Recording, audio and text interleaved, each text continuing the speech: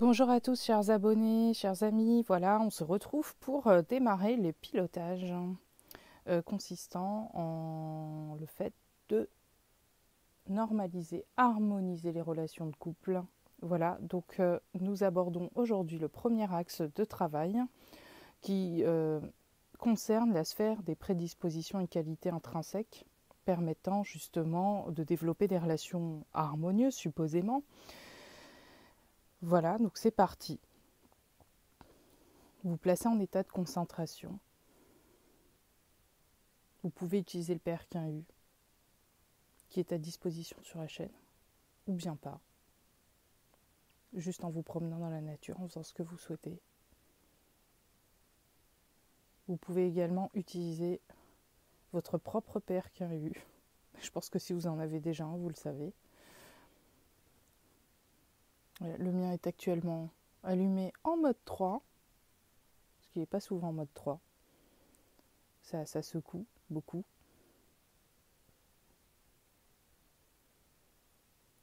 Vous allez ressentir votre corps en une impulsion.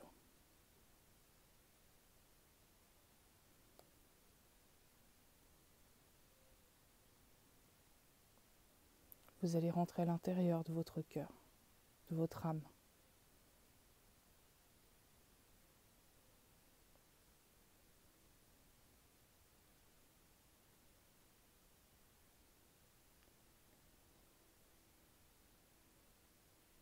Pour commencer, nous allons augmenter notre énergie, notre capacité de contrôler la réalité.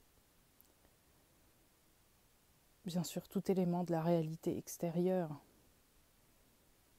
qui vous permet de vous mettre dans un état d'amour est requis.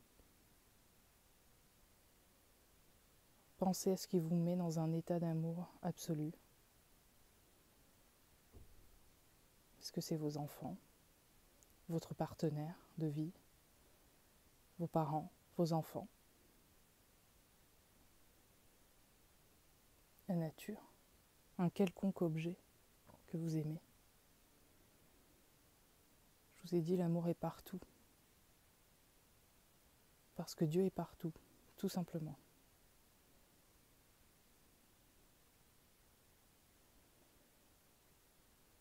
Amour éternel. L'amour éternel se caractérise par la décision de vivre et d'évoluer éternellement. Le sujet prend conscience qu'il est possible de le réaliser, car l'amour éternel est déjà réalisé objectivement pour le sujet en tant qu'éternité. Maintenant, vous allez vous visualiser la personne à laquelle vous pensez, devant vous, debout, entourée, en plein milieu des chiffres que nous allons citer. Prenez bien le temps de la visualiser et restez les yeux ouverts si possible.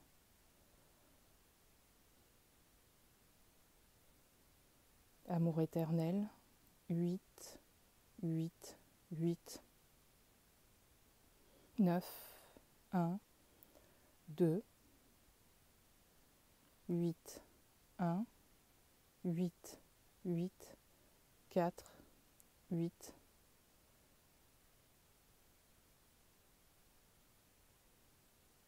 Vous voyez la lumière irradier, une lumière blanche argentée irradiée. La personne qui est placée au milieu des chiffres.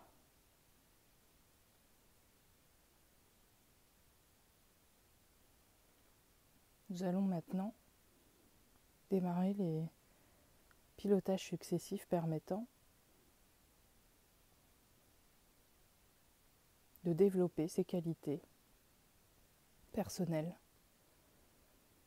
en espérant avoir de bonnes prédispositions pour avoir de bonnes relations ou d'être orienté vers les bons choix amoureux, par exemple.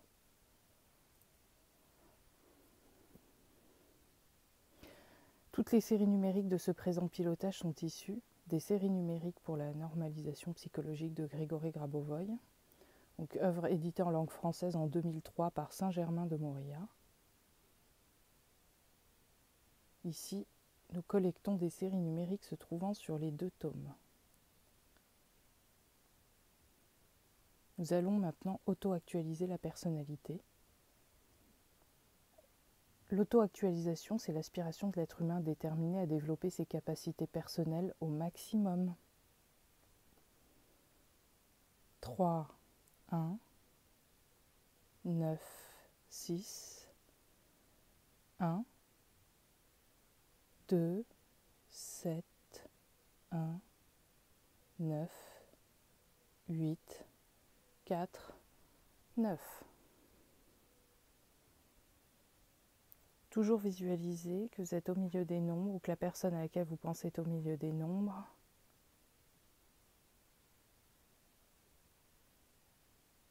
Et que les nombres irradient d'une lumière blanche argentée sur la personne, que ce soit vous ou quelqu'un d'autre. Pour plus de précision, revenir à la vidéo d'introduction où tout est expliqué.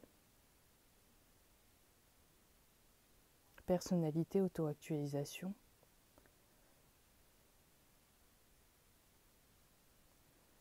C'est un individu qui est parvenu au niveau de la réalisation de soi. Il ne présente pas les défauts suivants: la jalousie, la colère, le cynisme et autres. Il n'est pas soumis à la dépression, au pessimisme et à l'égoïsme. Un tel individu possède une haute estime de lui.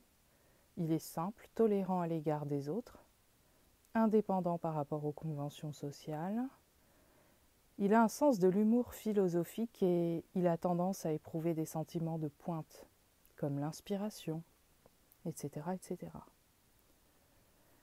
Allez, on s'auto-actualise, tous ensemble. 1, 9, 1, 3, 1, 7, 4, 8, 1, 9, 0, 1.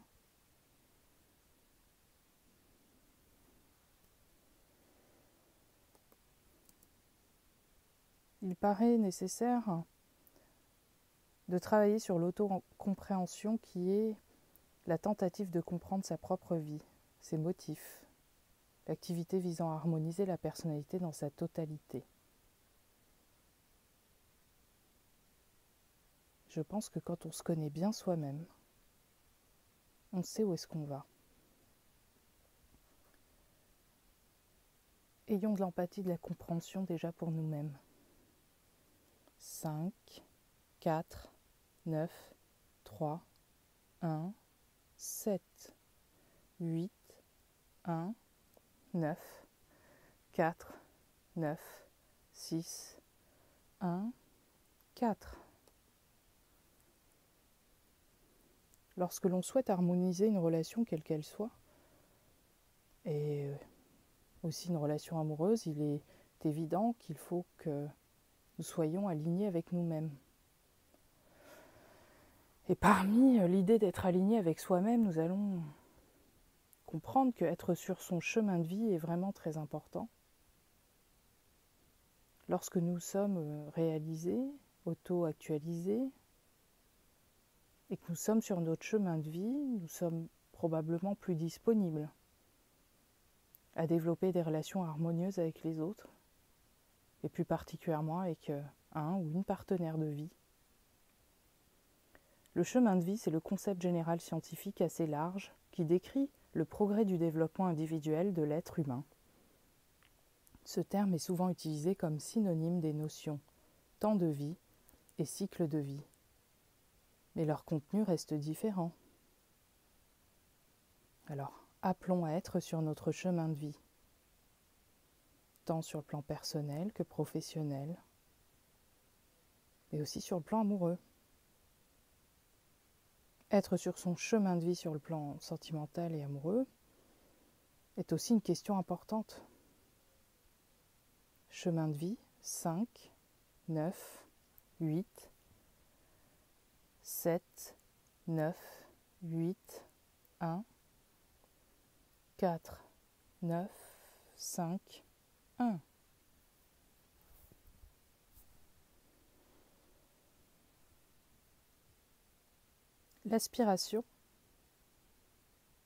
L'aspiration, c'est le motif, l'incitation primaire, l'expérience sensorielle ressentie comme besoin et attirance pour un objet, qui s'exprime par une pulsion et un désir. C'est une tendance profonde et dynamique qui pousse vers une meilleure situation. Et oui, aspirer à mieux et encore mieux, aspirer à la vie éternelle, aspirer à l'harmonie, à l'abondance, à l'amour. 3, 1, 7, 8, 4, 1, 4, 9, 1, 8, 5, 7.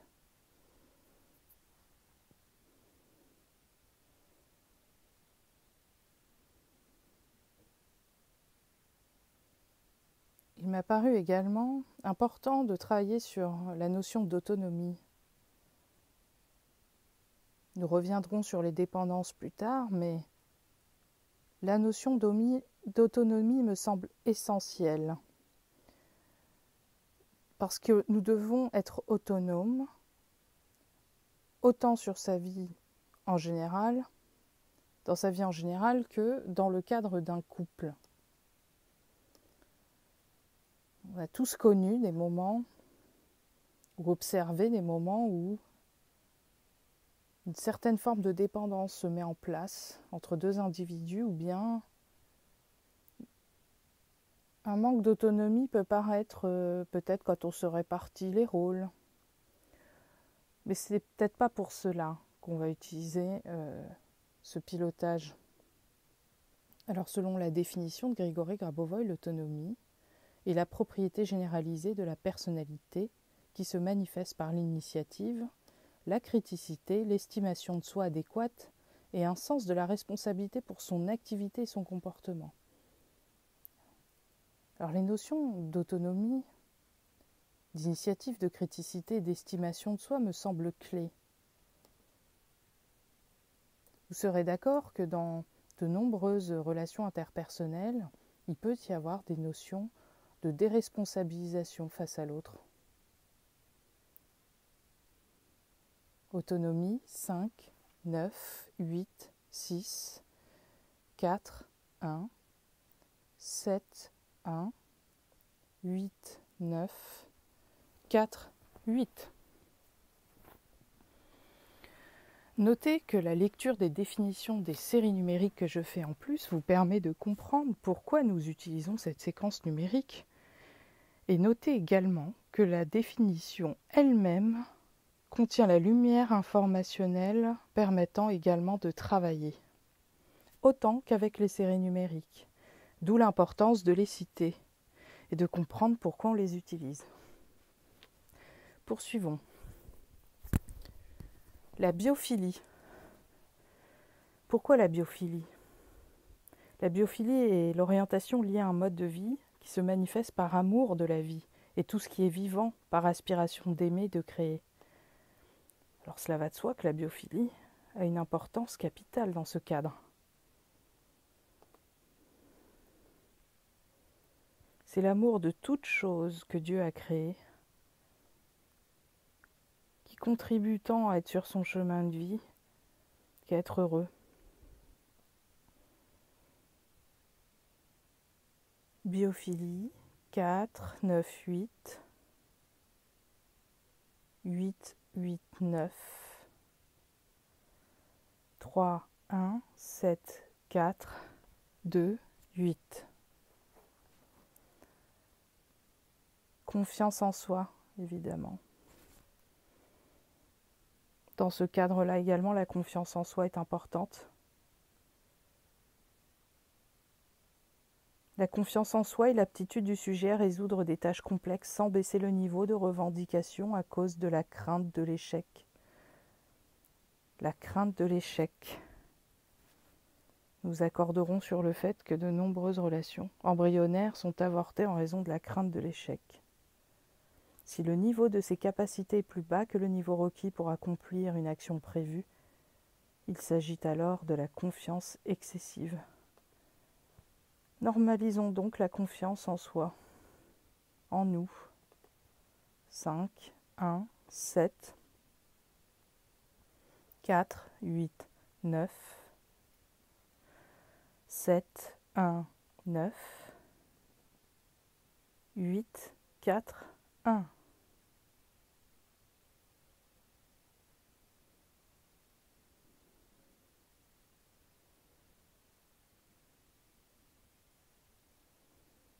Nous avons jugé utile également d'utiliser la séquence du déclic.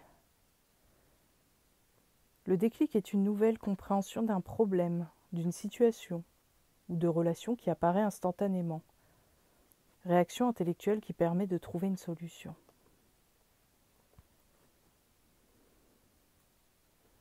Ce déclic est important pour comprendre une situation ou un problème.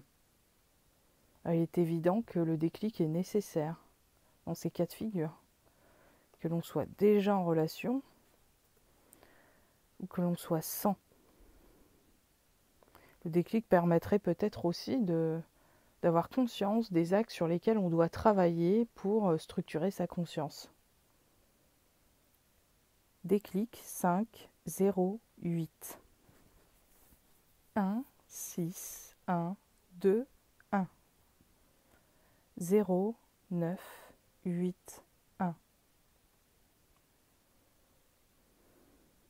La maîtrise de soi également paraît essentielle. La maîtrise de soi, c'est la compréhension et l'évaluation de ses propres actions, processus psychiques et états. Son apparition et son développement sont déterminés par les exigences de la société envers le comportement de l'individu. La maîtrise de soi volontaire nécessite la possibilité pour l'individu de comprendre et de contrôler une situation ou un processus. Maîtrise de soi, 4, 8, 9. 3, 1, 8, 9. 4, 5, 1, 7.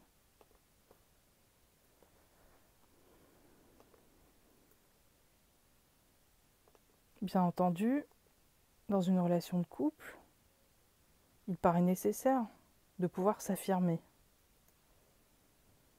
Mais pas que dans le cas d'une relation de couple, dans tout type de relation, qu'elle soit amicale ou professionnelle.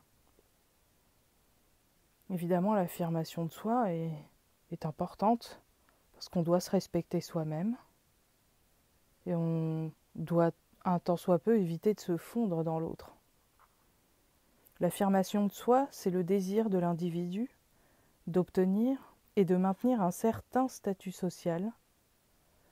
L'affirmation de soi est souvent un besoin dominant qui peut se manifester par des réussites réelles dans un domaine ou bien par la défense de son importance vis-à-vis d'autres personnes par des déclarations verbales seulement.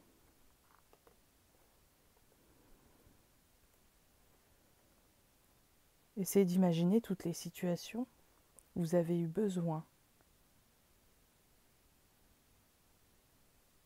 de vous défendre, de vous affirmer vis-à-vis d'autres personnes, ou vis-à-vis de votre partenaire. Normalisons l'affirmation de soi. 4, 8, 9, 4, 9, 7, 1.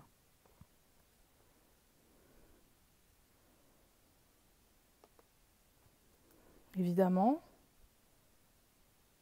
pour être en amour, entrer dans une relation amoureuse, être dans un état d'esprit optimiste semble aussi intéressant, puisque les pensées sont créatrices. Être optimiste, fatalement, permettrait d'améliorer la construction de la réalité.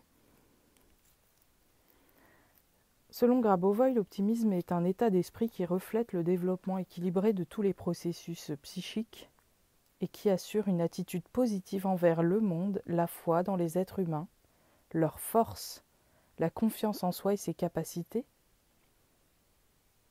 Je répète, la foi envers les êtres humains, leur force, la confiance en soi et ses capacités. Donc être optimiste envers soi, envers son entourage et envers le partenaire sont certainement des aspects clés de la réussite, de la construction d'une relation harmonieuse. Optimisme. 4, 9, 8, 9, 1, 7, 1, 8, 1, 9, 4, 8.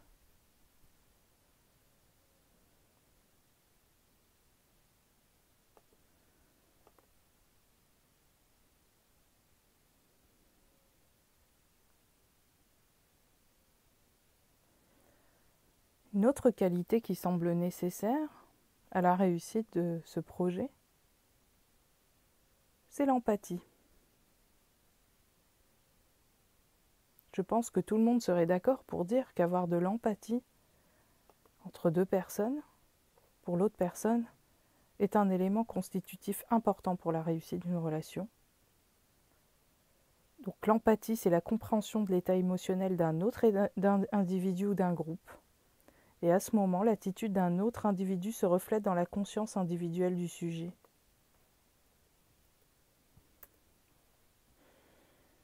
Empathie.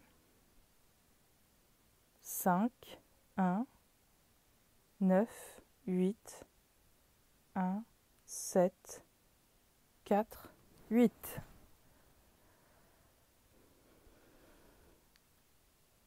L'empathie, dans le sens de la compassion, c'est la compréhension des sentiments et des émotions d'une autre personne, la capacité de l'individu de vivre parallèlement des émotions qui surviennent chez un autre individu au cours de leur communication.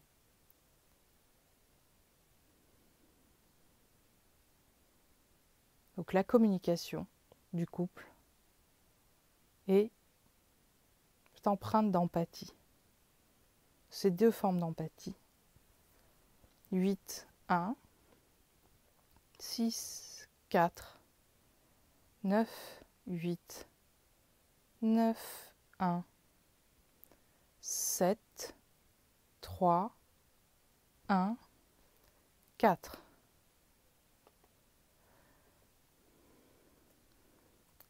Bien évidemment, pour avoir de l'empathie, il est important de normaliser la communication. Langage. Système de signes qui sert aux individus humains de moyens de communication, d'activité intellectuelle, d'expression et de transmission des informations de génération en génération. Le langage est le porteur de la conscience sociale. Il existe et se réalise par la parole. La parole, dans les duos, dans les couples, est également un facteur clé de réussite dans la construction d'une relation harmonieuse. Ainsi, il est important d'apporter de la lumière dans ses capacités à communiquer par le biais de la parole. Langage 5, 8, 4, 3, 7, 1, 8, 9, 8, 6, 4, 1, 9.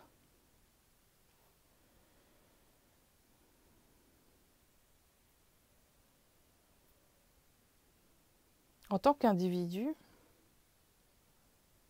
il est important de ressentir un besoin d'amour, de coopération pour aller vers l'autre. Donc il semble que le besoin secondaire, qui caractérise l'individu en tant qu'être social,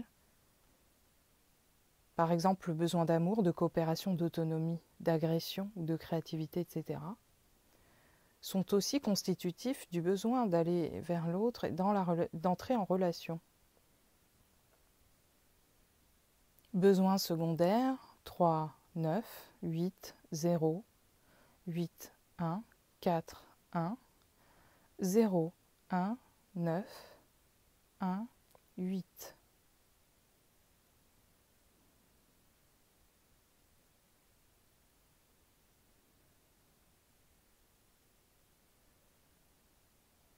Et naturellement, dans le cadre d'un couple, il y a une autre forme de communication qui ne passe pas par la parole que nous avons évoquée juste avant. La plupart des gens qui se connaissent depuis très longtemps ou qui ont un fort degré de complicité sont capables de se comprendre d'un seul regard. C'est justement cela dont il s'agit.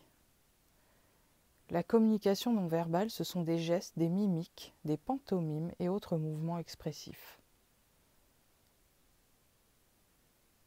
qui, avec l'empathie, permettent justement de mieux se comprendre et d'être plus attentif à l'autre. 5, 1, 9, 3, 1, 7, 9, 1, 8, 4, 5.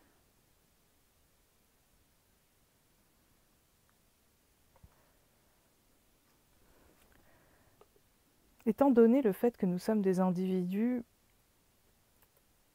incarnés dans la matière, avec un corps physique et une réalité matérielle, construite par notre conscience, nous pouvons normaliser l'hédonisme qui est basé sur une ancienne doctrine grecque selon laquelle le plaisir physique et spirituel constitue l'objectif et le sens de l'existence humaine. Hédonisme 4, 9, 8, 7, 1, 4, 8, 9, 8.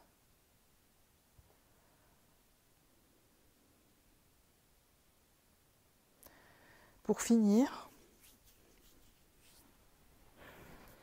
dans le cadre des qualités requises pour être en relation, nous pouvons parler de l'orientation psychosexuelle. L'orientation psychosexuelle étant l'orientation de l'attirance sexuelle, processus de son développement et forme de sa réalisation.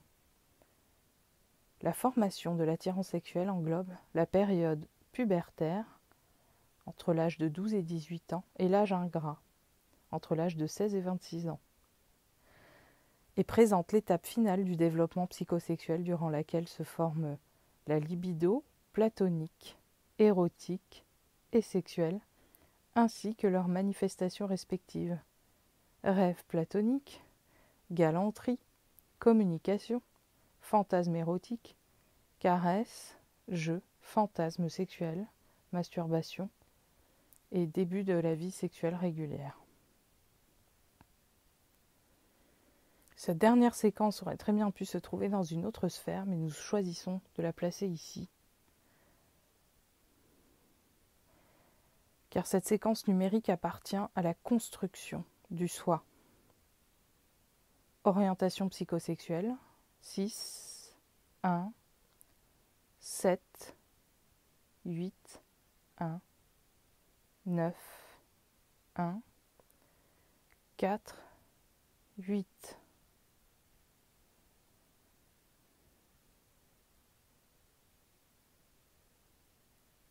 Vous pouvez interrompre cette concentration ou bien poursuivre sur la concentration de la vidéo suivante qui concerne la sphère des relations interpersonnelles.